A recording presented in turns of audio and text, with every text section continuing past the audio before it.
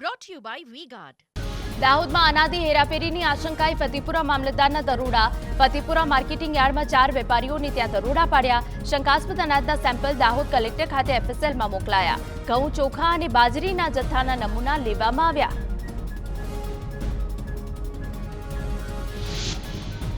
ભારતના પેકિંગ મસાલાઓએ પોતાની વિશ્વસનીયતા ગુમાવી હોવાના અહેવાલ. સિંગાપુર, હોંગકોંગ બાદ નેપાળે પણ MDH અને એવરેસ્ટના મસાલા પર પ્રતિબંધ મૂક્યો.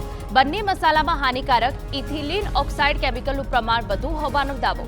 ન્યૂઝીલેન્ડ, અમેરિકા અને ઓસ્ટ્રેલિયામાં પણ MDH અને એવરેસ્ટના મસાલાની તપાસ શરૂ.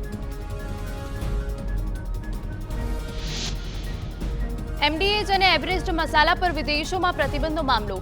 સમગ્ર મામલે FISના ચેરમેન અશ્વિન નાયકે નિવેદન આપ્યું. કહ્યું કે દરેક દેશે પોતાના સ્ટાન્ડર્ડ બદલ્યા છે.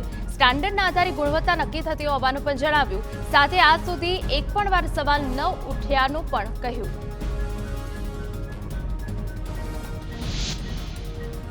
ગર્ભપાત અંગે ગુજરાત હાઈકોર્ટ મોટો ચુકાદો. દુષ્કર્મ પીડિતાને ગર્ભપાત કરવા હાઈકોર્ટે મંજૂરી આપી.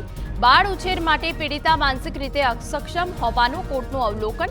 16 સપ્તાહના ગર્ભના ગર્ભપાતની હાઈકોર્ટે મંજૂરી આપી. અમદાવાદ મનપાની સ્ટેન્ડિંગ કમિટીની બેઠકમાં અજીબોગરીબ નિર્ણય કરાયો. જ્યાં વરસાદી પાણી ભરાય ત્યાં AMC વોલેન્ટિયર્સ નિમશે. જેઓએ વરસાદ આવતા જ કોઈની રાહ જોયા વિના ગટરના ઢાંકણા ખોલવાના રહેશે. જે તે વિસ્તારના વેપારી રહીશોએ સ્વયંસેવક તરીકે નોંધાશે. Brought to you by V-Guard.